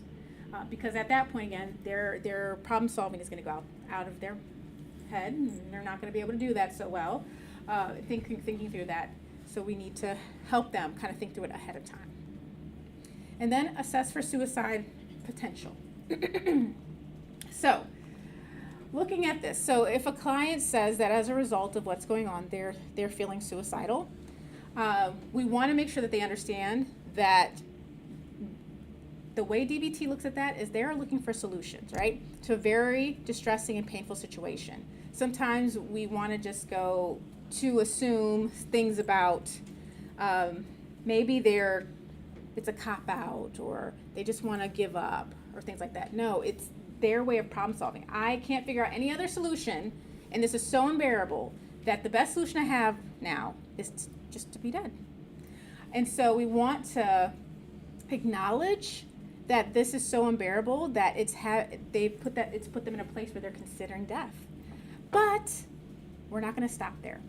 Back to very direct language, we want to make sure that we are emphasizing very emphatically that they should not harm themselves, right? If they are at a very, very high aroused place of wanting to die. Specifically, I've been on the phone with clients one particular client who was attempting suicide by taking pills while on the phone with me. And so I had to very directly say, do not harm yourself. Do not take those pills. She didn't listen. But it was not this is really not helpful for you. Like, can you not take those pills? Like, it's no, do not harm yourself. And I will even say that with clients who are not talking about immediately doing it, but I will say some of the things that are within this about it's not a good solution. So it is not a good solution. A better one can be found. We can work out together how we're going to solve this, and you might talk about some future consequences. Now, when it comes to suicide, I don't believe in guilting clients, and I don't mean it in a guilting way, but I will say, how will your kids feel? What will happen to them if you're not alive anymore? Let's explore that, because that's a very serious reality if you're dead. So start talking about those types of things. Again, it's a reality. What are some other things, if you're not here, what else could happen? What else, how would your parents feel? You know, how would that impact X, Y, and Z?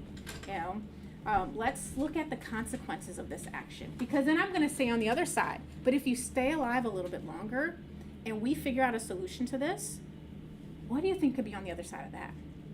How do you think that would impact your family if you were able to make it to the other side of this and be doing well? Because they probably can't see that, right? So I'm going to, again, doing the direct confronting of ideas and behaviors. And I'm going to be more directive in this space because they're going to need that directiveness. I don't want to be invalidating. I'm not minimizing how they're feeling.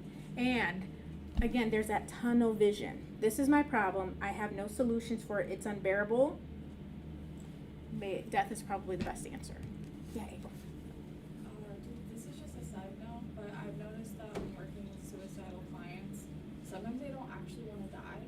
They just like want the suffering to be over. So Yes. they'll use a lot of that language, and I'm gonna go do this thing, or you know, they'll say I don't want to be alive. But then when you lay it out, that part of like the consequence of like, if you are dead, what will your children do? Like, I don't want to really die. Okay, so then we're gonna not do that today. Yes, yeah. And that's exactly right. It's a solution to a problem. Can we solve this problem? An unbearable problem. So can we find a way to make life bearable for you and go beyond that to making life even potentially wonderful for you? Some clients can't see that, and that's why they're in that place. And so if we can start helping them and reassuring them, I don't know the solution just yet, but I'm going to help you work through this to find the solution. And that can be difficult, especially for a new therapist to say something like that, because you're learning and building that confidence of like, wait, no, can I really help you through this? You can. I think I've shared, and some of you have heard the story. Like I had a client who she was suicidal because of a health issue where she was having extreme pain.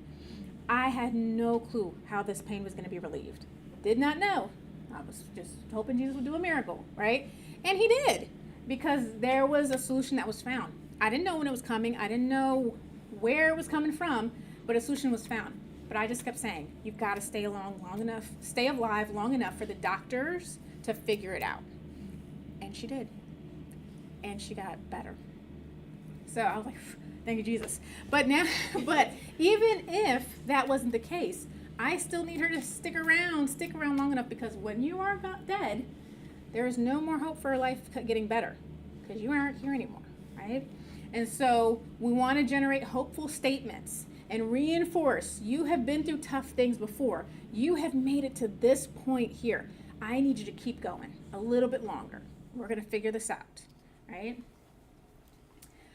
And so some more pieces along. Oh, yeah, Cindy. So while we do this, because giving them hope is one, like a long shot direction, but from living from one minute to another, so should we offer some like a skill for them to survive the minute? Otherwise, okay, I don't know how long I'm gonna wait until the doctors will figure out the solution. So what am I gonna do now? Yep. To survive. And we're going to talk about those in All right. just a minute. You are right on it. You guys are good. You're good. You're tracking with me. That tells me you're tracking with me. So you are absolutely right. And so we're going to help them understand, like, it is important. This may seem unbearable, but inevitably change is going to happen. That is just how life works. Change is going to happen. So we've got to just help them stay alive long enough for that change to come. Yeah. How do you balance with a client, like, let's say they're not actually wanting to commit suicide, but life is just so unbearable, so that's how they're feeling, and they don't feel maybe their pain is seen, so they need, like, so I feel like that's more what I have experienced, just with friendships, that there's, like, more of a deeper recognition of, I feel like the pain that's needed, but how do you balance also creating statements of hope? Because if you're too, like, that is really hard, like, I see you, it's like, oh, someone knows that, like, this sucks, like, I need this to be done. Yeah. But then how do you also provide hope without being a little kind of annoying?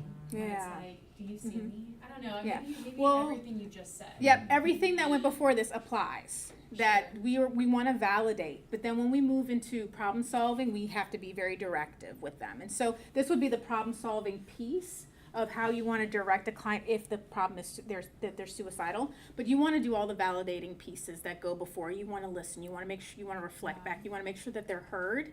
Of course, we don't want to validate the invalid. So I'm never going to validate that, yes, suicide is the right answer. And I want to validate all of the reasons why they are feeling that, you know. And then, and you've got to stay alive long enough, because there has to be a solution. I don't know what it is just yet, maybe, but there has to be a solution.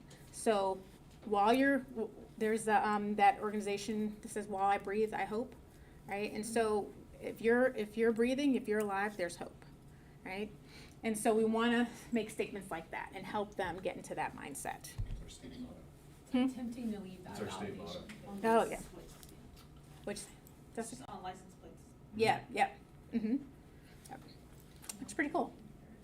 So I'm going to skip through this. While this is not very important, we don't have a lot of time left and I want to get to skills, but we always want to make the environment safe. So as part of that problem solving, you want to make sure that you talk about a plan for removing any access to lethal means, pills, knives, guns, all of the possible things that could be environment. So you need to ask them, okay, you know, how would you, if you're going to do this, how would you do it? How, maybe if they've attempted in the past, you want to find out what are some of the things that they've done in the past in order to ensure that we're securing those means, because people often go back to the thing that they've tried in the past. Doesn't mean that they won't go a new direction, but we want to secure that, and then we want to talk about other potential lethal means that are in the home. Increase supports. So we want to make sure that they're getting in contact with their support system, that we are identifying supports for them, and that we also may need to bring them in and see us more often, more frequent appointments, and or even a phone call to check in. If it's a Friday, maybe it's a plan, I'm going to check in with you on Monday when I get first thing in the office. But here's what you're going to do during the weekend, right? Involve their support system. That is very much needed. And if they are at very high risk of suicide, someone in their support system needs to know. Sometimes that would be the difference. And clients don't like to do that. They don't always like to share this information with other people. But for some, the risk was so high that was the difference between are we hospitalizing today or are you going home today? Do you have someone who knows what's going on and is willing to help keep you safe? And then I need to talk to that person because I need to work with them on how to do that. And if you don't have that, hospitalization is next, right? So that's very important. Remove and reduce stressful events. So if you can help them get out of a situation, maybe the stressful event is at their home. Is there some place you could stay for the weekend? Do you have a friend or another family member that you could spend some time with and get out of that environment for a little while? Can we get away from that whatever that stimuli is that is helping keep this crisis going? And again, last resort, hospitalize if needed. That is our last resort. I try to avoid that at all costs, but that's kind of another conversation for another day. But if they need it, you've got to do it. So let's talk about skills. So distress tolerance is the ability to accept one's current situation in a non-evaluative way or a non-judgmental way without putting demands on yourself or the situation to be different. So I've got to be able to accept this situation. Now, accept does not mean I approve the situation. Doesn't mean that I am 100% giving the green light and thumbs up to the situation. It just means that I am recognizing the current reality of the situation without being judgmental about it, without putting demands on it. So clients must learn to bear pain skillfully because pain and distress are a part of life. I mean, we're living in a fallen world, right? And so no one makes it through life and gets to the other side without dealing with pain, unfortunately. So it cannot be completely avoided. So distress tolerance is a part of helping them make it through. Excuse me. Distress tolerance skills help clients survive crises without making things worse. This is a very important piece. Distress tolerance skills. Your clients, if you teach them distress tolerance skills, they may come back to you. I had a crisis. How did it go? Well, I tried those distress tolerance skills, but they didn't work. Well, tell me more about that. Well, I was really, all this happened, and I got really upset, and I tried that skill, and I didn't feel better. Well, did you cut? Because I know that in the past you've cut when you've gotten that distress. No, but I didn't feel any better. Well, did you cuss out your family member? Because I know, we've talked about that in the past. No, I didn't do that, but, I just felt like crappy all night. Distress tolerance skills worked because distress tolerance skills are not about making you feel 100% better in a horrible situation. It's about surviving the situation without making it worse. So if you made it through that situation, but you didn't feel the greatest, but you didn't do all of the things that you've been working on not doing, we won, right? Distress tolerance skills worked. So just be wary of that because I tell clients that, but it always comes back. It didn't work. I'm like, wait a minute, let's reframe this, right? Some distress tolerance skills are not meant to be used in everyday situations because they can lead to avoidance. So we don't want to recommend that clients just always do these skills because it may keep them from dealing with the very real situations in their life that they do need to confront. But there are moments where you're just at a place where you need to step away from whatever is causing that high emotional distress. Distress tolerance skills are about acceptance. So in DBT, there are problem-solving skills and there are acceptance skills. Distress tolerance and mindfulness are acceptance skills. And we need the acceptance skills in order to help us get to a place where we're ready to problem solve. So we're not problem solving. We just need that acceptance piece. And skills must be done mindfully. I don't have time to go into mindfulness and all the wonderful things of mindfulness, but it's basically being present in the moment, allowing yourself to be fully here, fully now, without judgment, and letting go of distractions and just being fully present in whatever it is that you're doing. Yeah. I have a quick question on that with the distress tolerance. So if a family member, let's say it's Thanksgiving, they're in the middle some information is being conveyed to a client is starting to come distressed, right? It's starting to get those signals. Is that where the groundedness comes in? Like if auntie is having a conversation and that's disrupting these and then, you know what I mean? And you're like teaching, because you can't always, what you were saying earlier, escape. Yes. And move like in the moment. So I think with the way I was looking at it when you were talking about mindfulness and what up to this point, that's how I was looking at it. Because even with mindfulness and your phone, like how do you get grounded, or help the client get grounded, like in the moment? You're on the right track. Absolutely. Yeah. And so we need that, because our minds could be going to all these future possibilities that gets us worked up even more, or to past situations that have bothered us that are kind of feeding into the moment. So if I can just be present right here, right now, and like Akua said, be grounded in the moment, it's going to help me so much more to focus, break down my arousal, and be able to be present enough to figure out what is next in a skillful way. Absolutely. So these are the skills we're going to cover. Some of them I'm going to go into more than others because I got like 20 minutes, y'all. So we've got the tip skill, distracting with wise mind, accepts, self-soothing. These are more immediate relief skills, whereas we've got our long-term relief skills of radical acceptance and turning the mind. I'm going to focus more so on the tip skill. These I'm going to move, they're simple. I'll move quickly through those. And then radical acceptance, I'm going to spend some time on that.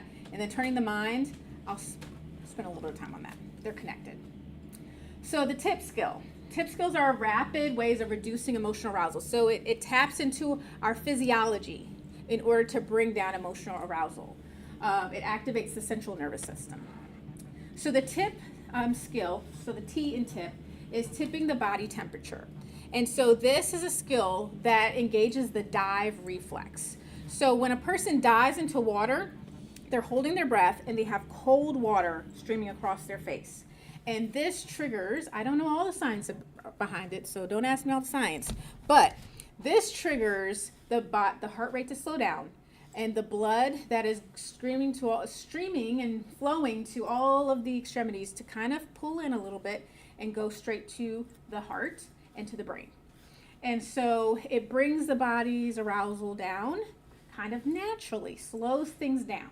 And so we want to engage the dive response in our clients. And so how we do that is I will tell them they need to hold their breath for 15 to 30 seconds. Not everyone can do that for various health reasons, right? So I'll tell them if they can't do that, they want to just slow their deep breathing down to as slow as they can, as long a breaths as they can. And usually they'll have this kind of the same bodily response. Then they want to put something cold across their face. It could be an ice pack. I've had some clients who just dunk their head into water. Whatever works for you. It could be a cold ice pack. I have some of them put cold water into a bag, a Ziploc bag, and use that because it kind of, it's around the face. I think I have them in my office. I have the eye cooling things and with the beads, the gel beads in them. I've given clients some of those, and they'll put in the freezer and they'll pull that out. But if they're out in public, like that client, the person we're talking about, the hypothetical person who's at their office, right? Go get some ice from the refrigerator. They can hold in their hand. That's going to be a little bit more shocking. Or they can put it into a paper towel or something and put it across their face as well, or put it on their temples. And so it takes about 15 to 30 seconds for the dive response to start kicking in. So they hold their breath, and then I tell them to do deep breathing. But if they can't hold their breath, just do the deep breathing, all right? And it will slow the body's arousal down. So that is the T and tip. The next one is intense aerobic exercise. Not everyone can always do this one, and honestly, it's probably the least frequently used one. But if a person engages in some sort of physically intense, where it could be jogging in place, it could be push-ups for about 20 minutes, it's going to allow the body to start engaging other, endorphins and things like that are going to make them feel a little bit better. Also, when you're doing intense exercise, whether it's running in place or push-ups, you start to focus in on your body's sensations and less on external things. So that's a good one. 20 minutes is what's needed, and then they can cool down. Paced breathing. So 4 seconds in, 4 seconds out. Or you can elongate it 5 seconds in, 7 seconds out. So walking them through, you can do box breathing with them. Those things you guys know pretty well. So I won't go into, there's lots of ways to do good breathing. And so walking them through and having them do that. And we know that also works very well, right? The last one is paired muscle relaxation. And so paired muscle relaxation, so we know muscle relaxation, right? But the paired piece is pairing it with the deep breathing. And so I've done this with some of you if you've done techniques where you breathe in and you tense the muscle and then breathe out and release the muscle. Then we move to the next body part. Breathe in, tense the muscle, breathe out, release the muscle. So you pair it with the breathing and kind of do that together. And so that brings in the deep breathing along with the releasing of, tensing and releasing that allows kind of the full experience to go through your body. So that is tip. And what I love about DBT skills is that there's always options, right? So something doesn't work for one client, something else might work for them, right? So they can do any of these. They don't have to do all of these these are not all having to be done together.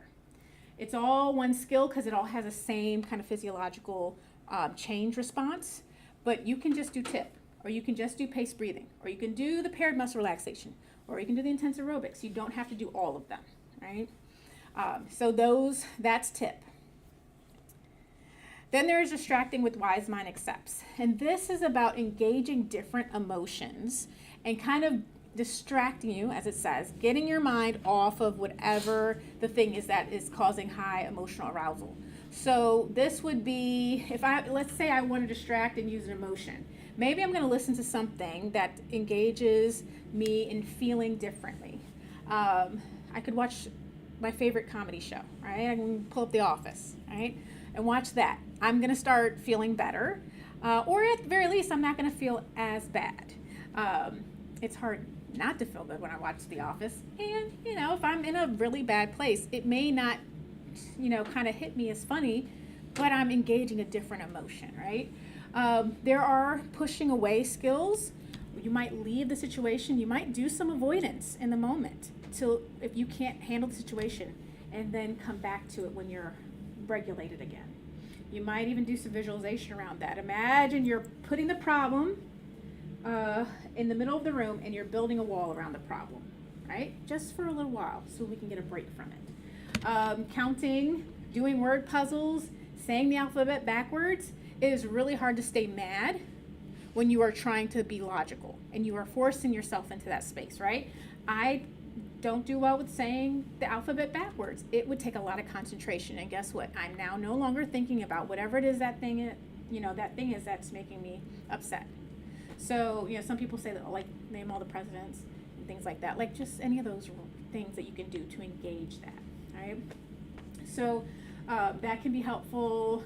Contributing to someone else, happiness is a great thing. Doing something for a friend, encouraging someone, taking a moment to focus on another person.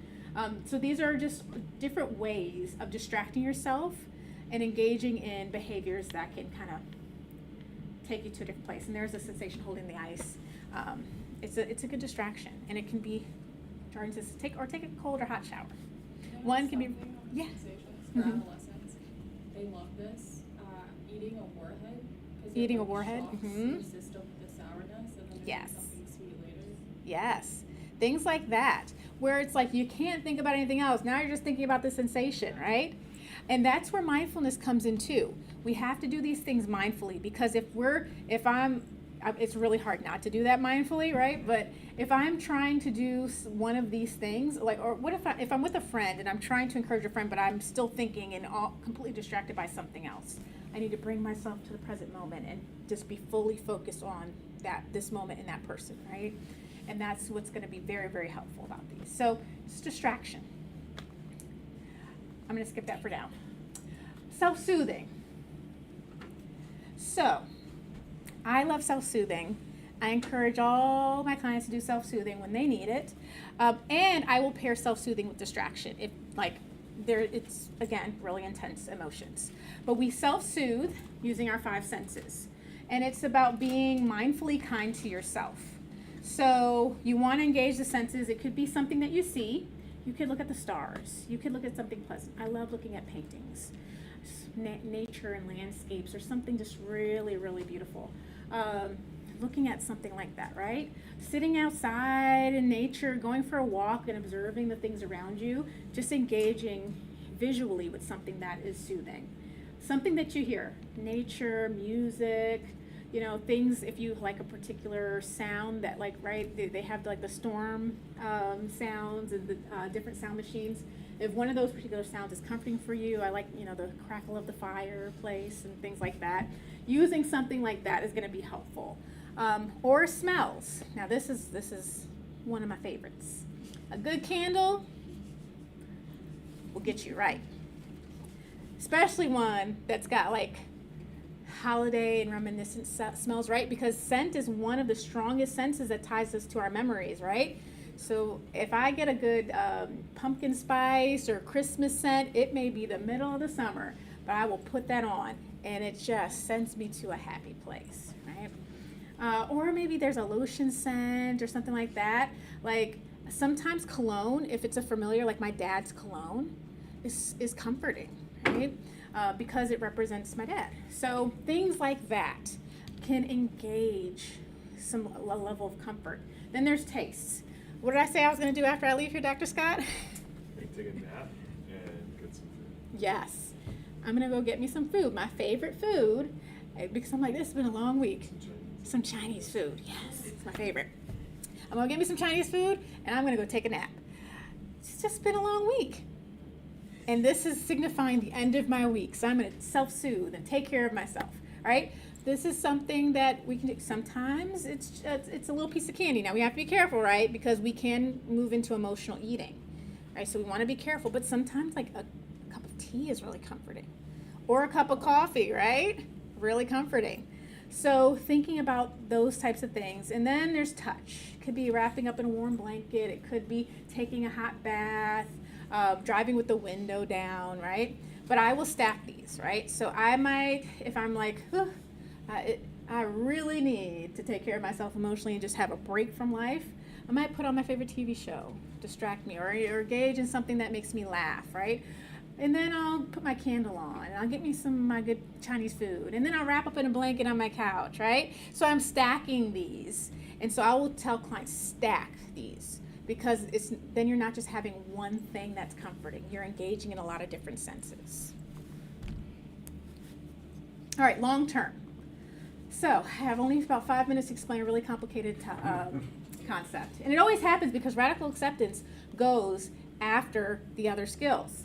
So what is radical acceptance? Well, we know that painful events cannot always be avoided. But what often happens is that people find themselves pushing against reality. This shouldn't happen. I don't want this to happen to me. This shouldn't happen. Why is this happening to me? I cannot stand that this is happening to me. And so what we are doing is we are pushing against reality. And so what we tend to do when we do that is that we are making a painful situation miserable. And there might be a lot of reasons why the situation is unfair and why we believe it shouldn't be happening. However, the reality is that it is happening. And so if we cannot accept that it's happening, we put ourselves into a place where, again, we are more miserable. What is already painful becomes miserable and unbearable at times. So when we radically accept, we are accepting with our total selves, with our mind, our heart, and our body. We are throwing ourselves into full acceptance. And so we need to know, though, what do we need to accept and what radical acceptance is not. We must accept facts about reality. Facts are facts, right? If the sky is up and gravity exists that holds us down, I will never fly without some assistance, right? Because I have no capabilities of going against the laws of gravity. That is what it is, right? But if I think that I can, and I go to jump off a cliff, well, facts are facts. And it won't end well for me. But if I accept the reality of gravity, I might recognize that I might need some assistance if I want to fly. And that's where technology comes into play. But that's that we have to accept reality and the facts of the situation. We also have to accept realistic expectations and limitations. Now, I want to be very clear. There are limitations that we put on ourselves that are not actually based in reality. There are expectations, though, sometimes that we can have of ourselves that are also not based in reality. So, we need to recognize the difference between that, right? But if God made me 5'8", and I spend the rest of my life complaining because I wanted to be 5'10", well, I could accept the reality that I'm 5'8" and put on some heels. I don't wear them for that reason. But I have to accept that that is my height. And so there are lots of things that I do, like the types of clothes that I buy or things like that. If I'm not going to go get all of the hems taken out because I'm going to be 5'10". I am well into my 30s, but I'm going to grow 2 more inches. It's going to happen. So I'm going to go get all the hems taken out of my pants and prepare for 5'10". That's not reality, right? So there are limitations, right? And we do also need to recognize that some limitations we put on ourselves. Law of cause and effect. I don't have time to go into all the things, but there are sometimes things that we say shouldn't happen. But the truth of the matter is that because certain things are not put in place, the laws of cause and effect took over. So I had a client who her son was hit by a bus and died. And I recognize this example is probably not the greatest one to use this semester. But the stop sign that was in place had been knocked down by some teenagers. And so she said this should not have happened. But she recognized the reason why it happened was because that stop sign was removed. And so someone just hit her, hit her son. And so what she did from there was problem solve. She didn't stop at this shouldn't have happened. She said, we need to change what happened so that it doesn't happen again. So the laws of cause and effect were still in play. She recognized I didn't want this to happen, but if I don't expect it to never happen again, I have to change something so that cause and effect, now I'm setting up something that the effect will be that it won't happen again. All right, so we have to accept that. And then we also have to accept life is worth living even with pain. Right? So what is radical acceptance not? It's not approval. It's not saying I'm totally okay with the situation because I'm accepting it. It's not giving up. I had a client who was throwing up blood and decided not to go to the hospital because he's like, I just radically accepted that I was going to die. I said, sir, that is not radical acceptance. Radical acceptance is that something is wrong and you go to the hospital. So it's not just giving up. It's not compassion or love. Someone who is in an abusive situation that they can't leave just yet, radical acceptance does not mean, well, I just need to love them and I just need to care for them and accept them for who they are and just open up my heart to them. That's not radical acceptance. And radical acceptance is not against change. It doesn't mean we're not going to try to change the situation, but we cannot change it unless we accept what is happening. And so that is radical acceptance in a very quick nutshell. There is turning the mind, which is a really great exercise, and basically it walks you through the steps of how to engage in radical acceptance when you're struggling with it. And so just briefly, it's kind of like an imagery thing of your face, you're in at the corner, at the end of a road, there's a fork in the road. You can go one way or the other. And so you're not down the path of acceptance. One is acceptance, one is rejecting reality. You're not going down the path just yet. But when you find yourself having a hard time accepting reality, visualizing yourself just turning towards acceptance, turning towards that path. So you observe what's going on. Whatever the situation is that is causing you to want to push against reality, you recognize that you make an inner commitment that I'm going to accept this reality. I'm going to accept that this is what's going on. And when it comes up that I'm struggling with it, sometimes it's daily. I'm going to keep recognizing and making an inner commitment, and I'm going to develop a plan to catch myself when I'm pushed, that those thoughts come up that, no, this can't be fair. This is not fair. This shouldn't be happening to me. And so as you do that consistently, you're helping to turn down that path and just take small steps. And so that is where I need to stop. And how to exercise, but sorry, that's all, folks. So I guess now we are where we are. If people do need to leave or go, you can. But questions, because I ran through those last pieces really quickly. Questions and thoughts that you have. Please fill like a sheet with any of those that's consolidated? Yes. Handout? Yes. So the DBT skills manual, or DBT skills training manual, has all of the DBT skills, mindfulness skills, and all those things. And they come with handouts that you can use with clients. For copyright laws, I wanted to distribute some of that, but you know, can't do that. There are the DBT skills training manual. It also goes through like how to teach all of the skills. So it gives you like line for line, word for word, what to say. So it's really wonderful for someone who wants to teach a group or things like that and use the skills. Amazon? Yes, on Amazon. Yeah. Will we have access to? Yes, absolutely. Yep. We'll figure out. If you want to email me and I'll send it to you, unless we have another means of putting it out there. I can attach it to the live stream. Okay, so there you go. But so it's going to be attached to the live stream, and then if anyone else who wants it who's here, just email me and I'll send it to you. Yeah. Other questions, thoughts? I figured I was going to run short. It always happens. Poor radical acceptance. Pop your HDMI cable off, and I'll put the thing on the screen. The scan for CE credits. Yeah, and those are my references. Okay. I don't know if they'll reach. So, yeah.